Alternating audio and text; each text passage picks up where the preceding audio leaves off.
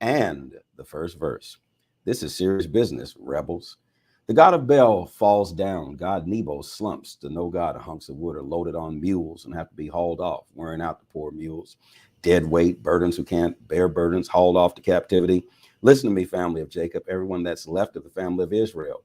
I've been carrying you on my back from the day you were born, and I'll keep on carrying you when you're old. I'll be there, bearing you when you're old and gray. I've done it and will keep on doing it, carrying you on my back, saving you. So to whom will you compare me, the incomparable? Can you picture me without reducing me? People with a lot of money hire craftsmen to make them gods. The artisan delivers to God and they kneel and worship it. They carry it around in holy parades, then take it home and put it on a shelf. And there it sits day in and day out, a dependable God, always right where you put it. Say anything you want to, it never talks back, of course. It never does anything either. Think about this. Wrap your minds around it. This is serious business, rebels. Take it to heart. Remember your history, your long and rich history. I am God, the only God you've had or ever will have, incomparable, irreplaceable. From the very beginning, telling you what the ending will be, all along letting you in on what is going to happen, assuring you I'm in this for the long haul. I'll do exactly what I set out to do. Calling that eagle Cyrus out of the east from a far country, the man I chose to help me. I've said it, and I'll almost certainly do it. And I almost certainly do it. I planned it, so it's as good as done. Now, listen to me. You're a hard-headed bunch and hard to help. I'm ready to help you right now. Deliverance is not a long-range plan. Salvation isn't on hold. I'm putting salvation to work in Zion now and glory in Israel. Isaiah 47, the party's over. Get off your high horse and sit in the dirt, virgin daughter of Babylon. No more throne for you. Sit on the ground, daughter of the Chaldeans. Nobody will be calling you charming and alluring anymore. Get used to it. Get a job, any old job. Clean gutters, scrub toilets, pawn your gowns and scarves. Put on your working pants. The party's over. Your nude body will be on public display, exposed to vulgar taunts. It's vengeance time, and I'm taking vengeance. No one gets off the hook. You're acting like the center of the universe. Our Redeemer speaks, name the God of the angel armies, the Holy of Israel. Shut up and get out the way, daughter of Chaldeans. You'll no longer be called first lady of the kingdoms. I was fed up with my people, thoroughly disgusted with my progeny. I turned them over to you, but you had no compassion. You put old men and women to cruel, hard labor. You said, I'm the first lady. I'll always be pampered, darling. You took nothing seriously, took nothing to heart, never gave tomorrow a thought. Well, start thinking, party girl. You're acting like the center of the universe, smugly saying to yourself, I'm number one. There's nobody but me. I'll never be a widow. I'll never lose my children. Those two things are going to hit you both at once, suddenly on the same day. Spouse and children gone, a total loss, despite your many enchantments and charms. You were so confident and comfortable in your evil life, saying no one sees me. You thought you knew so much. You thought you had everything figured out. What delusion. Smugly telling yourself, I'm number one. There's nobody but me. Ruin descends. You can't charm it away. Disaster strikes. You can't cast it off with spells. Catastrophe, sudden and total, and you're totally at sea, totally bewildered. But don't give up from your repertoire of enchantments. There must be one you haven't yet tried. You've been at this a long time. Surely something will work. I know you're exhausted trying out remedies, but don't give up. Call in the astrologers and stargazers. They're good at this. Surely they can work up something. Fat chance you'd be grasping at straws that are already in the fire, a fire that is even now raging. Your experts are in on it and won't get out. It's not a fire for cooking venison stew, not a fire to warm you on a winter night. That's the fate of your friends in sorcery, your magician cronies. You've been colluding with all your life. They reel, confused, bumping into one another. None of them bother to help you. Isaiah 48, tested in the furnace of affliction. And now listen to this, family of Jacob. You are called by the name of Israel. Who got you started in the loins of Judah? You use God's name to back up your promises and pray to the God of Israel. But do you mean it? Do you live like it? You claim to be citizens of the holy city. You act as though you lean on the God of Israel, named the God of angels' armies. For a long time, I've let you in on the way I work. I told you what I was going to do beforehand, and then I did it, and it was done, and that's that. And now you're a bunch of hardheads, obstinate and flint-faced. So I got running start and began telling you what was going on before it even happened. That is why you can't say, my God idol did this. My favorite God carving commanded this. You have all this evidence confirmed by your own eyes and ears. Shouldn't you be talking about it? And that was just the beginning. I have a lot more to tell you, things you never knew existed. This isn't a variation of the same old thing. This is new. It's brand new. Something you never guess or dream up. When you hear this, you won't be able to say, I knew that all along. You've never been good listeners to me.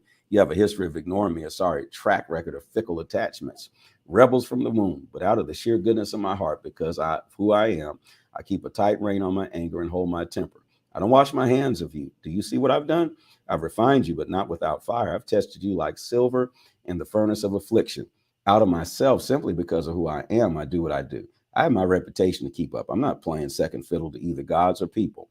Listen, Jacob. Listen, Israel. I'm the one who named you. I'm the one. I got things started, and yes, I'll wrap them up. Earth is my work, handmade, and the skies, I made them too, horizon to horizon. When I speak, they're on their feet at attention. Come, everybody, gather around, listen. Who among the gods has delivered the news? I, God, love this man Cyrus, and I'm using him to do what I want with Babylon. Yes, I have spoken. I've called him. I brought him here. He'll be successful. Come close. Listen carefully. I've never kept secrets from you. I've always been present with you, your progeny like grains of sand. And now the Master God sends me in his spirit with this message from God, your Redeemer, the Holy One of Israel. I'm your God who teaches you how to live right and well. I know what to do, where to go. If you'd listened all along to what I told you, your life would have flowed full like a river. Blessings rolling in like waves from the sea. Children and grandchildren are like sand. Your progeny like grains of sand. There would be no end to them, no danger of losing touch with me. Get out of Babylon. Run from the Babylonians. Shout the news. Broadcast it. Let the world know, the whole world. Tell them God redeemed his servant Jacob. They weren't thirsty when he led them through the deserts. He made water pour out of the rock. He split the rock and the water gush. There is no peace, says God, for the wicked. Isaiah 49, a light for the nations. Listen, far-flung islands, pay attention, faraway people. God put me to work from the day I was born. The moment I entered the world, he named me. He gave me speech that would cut and penetrate. He kept his hand on me to protect me. He made me his straight arrow and hid me in his quiver. He said to me, you're my dear servant, Israel, through whom I'll shine. But I said, I've worked for nothing. I've nothing to show for a life of hard work. Nevertheless, I'll let God have the last word. I'll let him pronounce his verdict. And now God says, this God who took me in hand from the moment of birth to be his servant, to bring Jacob back home to him, who said a reunion for Israel. What an honor for me in God's eyes, that God should be my strength. He says, but that's not big enough a job for my servant, just to recover the tribes of Jacob, merely to round up the strays of Israel. I'm setting you up as the light of the nation so that my salvation becomes global. God, Redeemer of Israel, the Holy of Israel, says to the despised one, kicked around by the nations, slave labor to the ruling class. Kings will see, get to their feet, and princes too, and then fall on their face in homage because of God who has faithfully kept his word, the Holy One of Israel, who has chosen you. God also says, when the time's right, I'll answer you. When victory is due, I'll help you. I'll form you and use you to reconnect the people with me, to put the land in order, to resettle families on the ruined properties. I'll tell prisoners, come on out, you're free. And those huddled in fear, it's all right, it's safe now.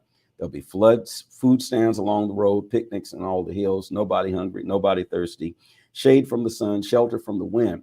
For the compassionate one guides them, takes them to the best springs. I'll make all my mountains into roads. I'll turn them into a superhighway. Look, these coming from far countries and those out of the north, these streaming in from the west and those all the way down the Nile. Heavens, raise the roof. Earth, wake the dead. Mountains, send up cheers. God has comforted his people. He has tenderly nursed his beaten up, beaten down people. But Zion said, I don't get it. God has left me. My master has forgotten I even exist. Can a mother forget the infant at her breast, walk away from the baby she bore? But even if a mother forgets, I'd never forget you. Never. Look, I've written your names on the back of my hands. The walls you're rebuilding are never out of my sight. Your builders are faster than your records. The demolition crews are gone for good. Look up, look around, look well. See them all gathering, coming to you. As sure as I am the living God, I decree, you're going to put them on like so much jewelry. You're going to use them to dress up like a bride. And your ruined land, your devastated, decimated land, filled with more people than you know what to do with. And your barbarian enemies a fading memory. The children born in your exile will be saying, it's getting too crowded here. I need more room. And you'll say to yourself, where on earth did these children come from? I lost everything. I had nothing. I was exiled and penniless. So who reared these children? How did these children get here? The Master God says, look, I signal to the nations. I raise my flag to summon the people. Here they'll come, women carrying your little boys in their arms, men carrying little girls on their shoulders. Kings will be your babysitters. Princesses will be your nursemaids. They'll offer to do all your drudge work, scrub your floors, do your laundry. You know then that I am God. No one who hopes in me ever regrets it. Can plunder be retrieved from a giant? Prisoners of war gotten back from a tyrant? But God says, even if a giant grips the plunder and a tyrant holds my people prisoner, I'm the one who's on your side, defending your cause, rescuing your children. And your enemies, crazed and desperate, will turn on themselves, killing each other in a frenzy of self-destruction. Then everyone will know that I, God, have saved you. I, the mighty one of Jacob. This is the word of